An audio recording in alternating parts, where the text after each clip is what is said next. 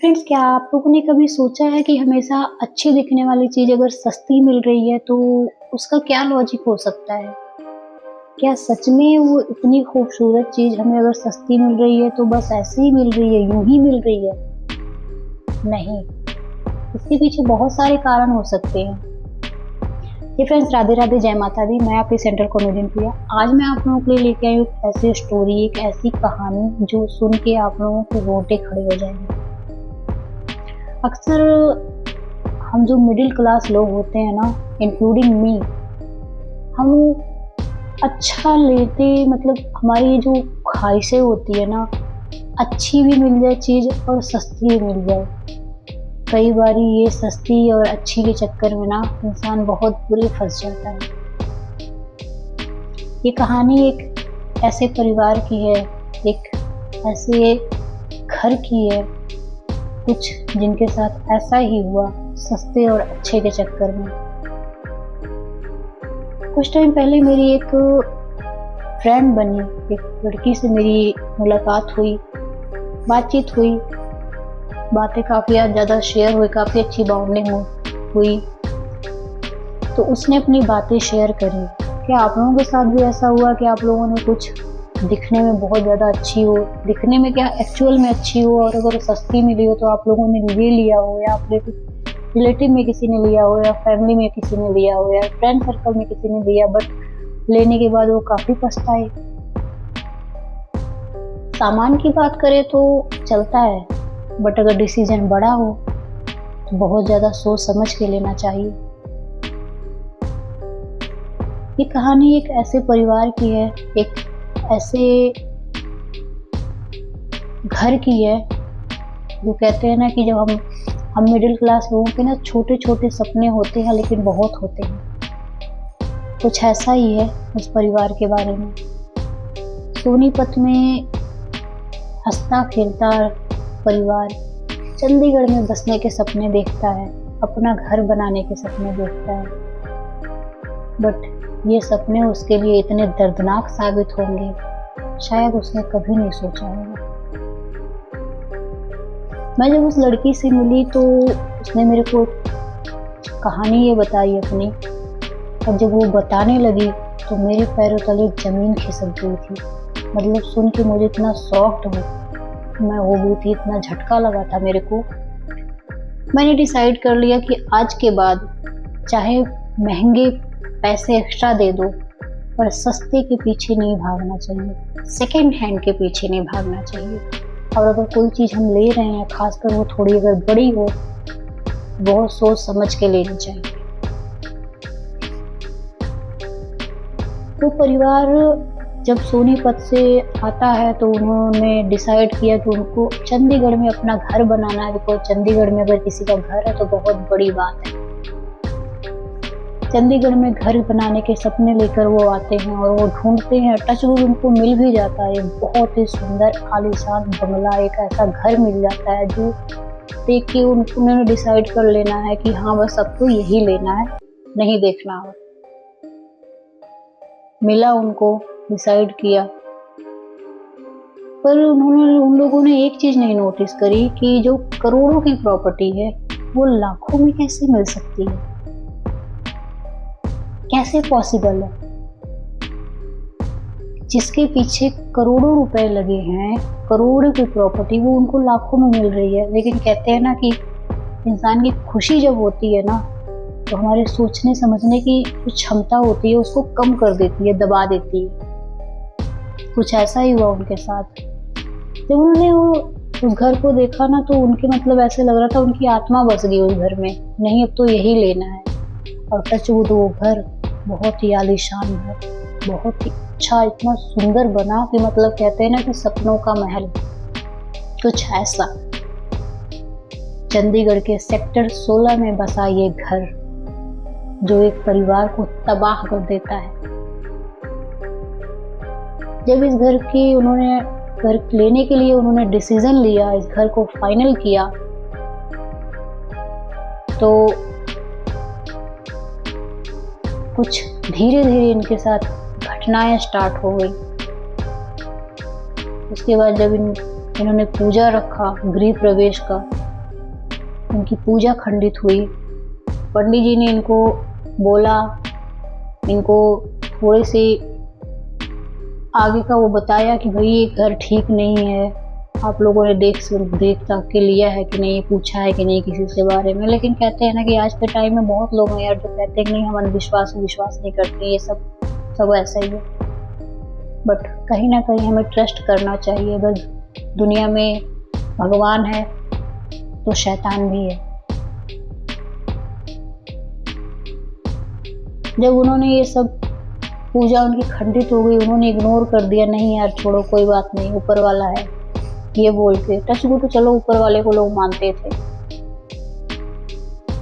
घर में वो रहने लग गए और वहीं से उनकी बर्बादी की स्टार्टिंग होगी। धीरे धीरे उनकी आर्थिक जो स्थिति थी इतनी खराब होने लग गई कि मतलब रहना, सरवाइव करना उनके लिए मुश्किल होता जा रहा था। और डेथ भी साथ में हो रही थी, कभी किसी जानवर की, कभी किसी चीज़ की, कभी किसी चीज़ की। हेल्थ इशू होने लग गए थे। और जो लड़की थी उसने बोला कि कभी कभी हमारे साथ ऐसा होता था कि जैसा लगता था कोई मतलब हमारे ऊपर बैठा है रात को सोने के बाद, बहुत ज़्यादा हमें भारी फील होता था। धीरे धीरे ये चीज़ें बढ़ती गई, फिर भी इन्होंने ध्यान नहीं दिया, किस्मत को दोष दे रहे थे कि शायद किस्मत ऐसी है, ऐसा जो समय आया, स्थिति आई है, शायद हमारी किस्मत में ऐसे हो कि हम दुख दर्द झेलें। फिर भी ध्यान नहीं दिया। झटका उनको तब लगा जब उन्होंने एक अपने घर के मेंबर को गंवा दिया। जो लड़की है, लड़की की दादी को तब झटका लगा जब उसने एक अपना पोता खो दिया, उस घर ने एक बेटा खो दिया। फिर वो निकली, उस घर के बारे में पूछताछ करने लगी आस पड़ोस के सभी लोगों से। तो आस पड़ोस के लोगों ने उनको ऐसे इग्नोर किया जैसे वो कभी जानते ही नहीं थे। उस घर के बारे में बात तो करना दूर की बात है, सुनना भी नहीं चाहते थे लोग। बहुत ज़्यादा मेहनत करने के बाद, कोशिश करने के बाद किसी से बात हुई तो पता चला कि उस घर की एक ऐसी कहानी है कि रातों रात एक परिवार ने सुसाइड कर लिया था, खुदकुशी कर ली थी। यहाँ तक कि 6-7 साल के बच्चे तक ने खुदकुशी की थी। कैसे पॉसिबल है? अगर 10 साल से ऊपर का है तो समझ सकते हैं बंदा डिप्रेशन में आ जाता है या जो भी होता है। 6-7 साल का बच्चा सुसाइड के लिए कैसे डिसीजन ले सकता है? झटका इनको वहीं से लगा। उसके बाद उनकी कंडीशन इतनी ज़्यादा खराब हो गई कि जब ये बाहर निकलने के लिए कोशिश करते तो ऐसे लगता था वो बोल रही थी कि ऐसे लगता हमें कि पीछे से कोई पैर पकड़ लेता है हमारा, चौखट के बाहर नहीं जाना। बहुत मुश्किल से ये लोग बाहर निकलने के लिए ट्राई किए, पता करने लगे, पूजा करवाने के लिए सोचा, कोई तैयार नहीं हो रहा, कोई पंडित नहीं वहाँ जाने के लिए तैयार। सारे पंडित कहे नहीं हम वहाँ नहीं करेंगे, हमें माफ करो। बहुत परिस्थिति इनकी खराब हो गई। उसके बाद जैसे तैसे करके दिन गुजरते गए। इनको जब कोई पंडित नहीं मिला तो इन्होंने डिसाइड किया कि जहाँ ये रहते थे पहले, जहाँ से ये हैं वहाँ से पंडित लेके आएंगे। इन्होंने सोनीपत से पंडित बुलाया, पूजा पाठ करवाई और वो भी पूजा खंडित हुई, वो भी सक्सेस नहीं हुई। देन उस पंडित जी ने बोला यहाँ पे कुछ ज़्यादा गड़बड़ है, पता करो क्या इशू है, नहीं तो पता चले कि पूरे परिवार के ऊपर विपत्ति आ सकती है, दिक्कत आ सकती है। देन इन लोगों ने डिसाइड किया, इन लोगों ने काफ़ी मेहनत करी तो पता चला, उसी लेडी से बात हुई जिससे पहले इन्होंने की थी। तो उस लेडी ने बताया कि नहीं, हमें प्रॉपर रीज़न तो नहीं पता कि क्या हुआ था क्या नहीं हुआ था, बट हाँ एक हंसता खेलता परिवार रातों रात अंधेरे को गम में कहीं गुम हो गया। परिवार का एक मेंबर तक नहीं बचा जो बता सके कि हुआ क्या था। जब इनको फिर झटका लगा तो उन्होंने भागना स्टार्ट किया। टचवुड भागने में इनको थोड़ी सी सफलता मिली। तांत्रिक और पंडित इन्होंने इकट्ठा किए, उसमें एक ऐसे बाबा जी मिले, ऐसे तांत्रिक मिले जो कि इन सब चीज़ों में उनको बहुत महारत हासिल है। कुछ लोग होते हैं जो बहुत अच्छे कर्म कर जाते हैं, उन्होंने सारी चीज़ें साक्षात दिखाई। जिस जगह पे ये घर बना था, जिस जगह पे ये बिल्डिंग बनी थी, वो कोई आम जगह नहीं थी, वो एक शमशान घाट था। एक ऐसी जगह जहाँ पे पता नहीं कितने लोग दफन थे, कितने लोग दफन हैं, ऐसी जगह पे वो घर है। और उन्होंने पूरा दिखा भी दिया। साथ में उन्होंने ये भी बोला कि जो डेथ हुई थी फैमिली की, तुम्हारे रहने से पहले जो परिवार रह रहा था यहाँ पे, जो डेथ हुई थी, उनकी डेथ भी इसी कारण हुई थी। सबसे ज़्यादा शॉक्ड तब हुए ये लोग, सबसे ज़्यादा इनको झटका तब लगा जब पंडित जी ने ये बताया, तांत्रिक बाबा ने ये बताया कि ये किसी मुस्लिम की जगह है जहाँ पे शमशान घाट रह चुका है मुस्लिमों का, जहाँ पे पता नहीं कितने लोग दफनाए गए हैं। साथ में जिसकी ये जमीन है, उसने अपने परिवार तक को दफनाया है। कुदरती मौत नहीं, जानबूझ के मारा गया है। और अब ये घर उन्हीं लोगों का है, वो लोग किसी को नहीं यहाँ रहने देंगे, किसी को नहीं टिकने देंगे। एक ही शर्त पे यहाँ बंदा, जो भी परिवार रहेगा, एक ही शर्त पे रहेगा, क्योंकि उसको अपने जान से हाथ धोना पड़ेगा, तभी रह सकता है, क्योंकि कोई जिंदा इंसान वहाँ पे रह ही नहीं सकता। ये लोग इतने ज़्यादा परेशान हो गए, उनका दिमाग काम करना बंद कर गया, उनके हाथ पैर सूने पड़ गए कि अब क्या होगा। देन उन्होंने डिसीजन लिया। पहले तो तैयार नहीं हो रहे थे, लेकिन मेरे फ्रेंड ने बताया कि पहले वो रेडी नहीं हो रहे थे पूजा पाठ के लिए। बहुत ज़्यादा मिन्नतें करने के बाद, हाथ पैर जोड़ने के बाद, कि वो तो एक बेटा वो लोग गंवा चुके हैं, कोई और परिवार का मेंबर गंवाए, इससे पहले कुछ करो। फिर जाके तैयार हुए। तब पंडित जी ने और तांत्रिक बाबा जो भी थे, उन्होंने बोला हम करेंगे, लेकिन हमारी एक शर्त है, इस घर से एक धागा तक बाहर नहीं जाएगा तुम लोगों के शरीर पे। इन लोगों को झटका लगा, चोट लगी, क्योंकि पैसे लगे थे। करोड़ों का घर 50 लाख में मिल गया। 50 लाख भी बहुत होते यार मिडिल क्लास लोगों के लिए। झटका लगा। फिर कहते हैं ना कि जान अगर है तो फिर पैसे तो फिर बन जाएंगे। बहुत सोचने समझने के बाद ये लोग तैयार हो गए। घर में पूजा स्टार्ट हो गई, सब कुछ हो गया। उसके बाद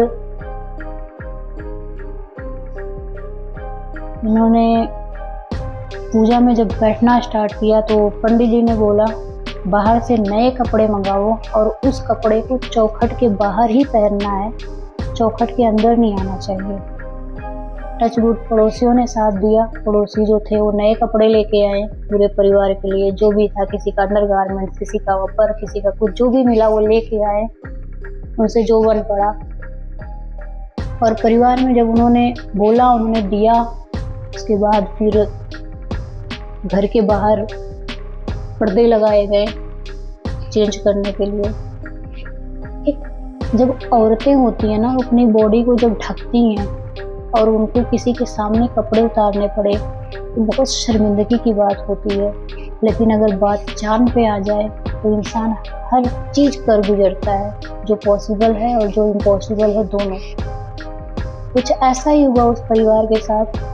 लड़की ने बताया कि हम ऐसे स्थिति में थे, जो भी तांत्रिक जी बाबा वहाँ पे बैठे थे, पंडित जी बैठे थे, सबके सामने उन्होंने सारे कपड़े उतारे, बिल्कुल न्यूड अवस्था में वो बाहर आए चौखट के, और पर्दा जो भी लगा था उसके अंदर जाके जो पड़ोसी लेके आए थे नए कपड़े, उसको उन्होंने पहना, उसको उन्होंने वो किया। उसके बाद वो निकले। बट इन सब चक्करों में काफ़ी इनको सदमा लगा, काफ़ी झटका लगा। कहीं ना कहीं अभी भी इस सिचुएशन से वो बाहर नहीं आ पाए हैं। वो तो बच गए, उन्होंने अपना एक मेंबर गंवा दिया। इन सब चक्करों में किसी और ने भी जान गंवा दी। वो थे पंडित जी, जिसका कोई दूर दूर तो कसूर भी नहीं था। कोई गुनाह नहीं था। लेकिन पूजा के टाइम जब कहते हैं कि सब बाहर निकलने लगे, मंत्र के जाप करते हुए सब बाहर निकलने लगे, तो गलती से वो पंडित जी वहीं रह गए और इन्होंने दरवाज़ा बंद कर दिया। सिचुएशन ऐसी थी कि दरवाज़ा दोबारा अगर ओपन हो जाता तो पूरे चंडीगढ़ में शायद तबाही आ सकती थी उस सेक्टर में। देन अभी भी लोग कहते हैं कि उस घर से ऐसे लगता है कि मंत्रों की आवाज़ें आती हैं। हम बोलते हैं ना, जब हवन कुंड में सामग्री डालते हैं तो हम बोलते हैं स्वाहा, ऐसी आवाज़ें आती हैं वहाँ से। ये ऐसा लगता है हवन चल रहा है अंदर। सरकार ने भी उस घर पे बैन लगा दिया कि कोई सेल परचेज का काम नहीं होगा, इस प्रॉपर्टी को बिल्कुल बैन कर दो।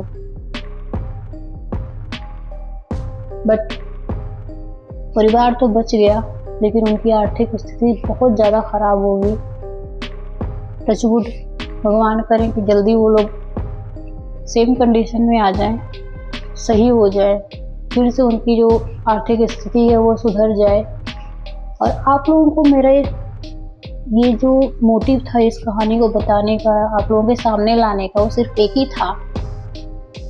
कई बार ना हम सस्ते के चक्कर में बहुत भागते हैं, इंक्लूडिंग मी।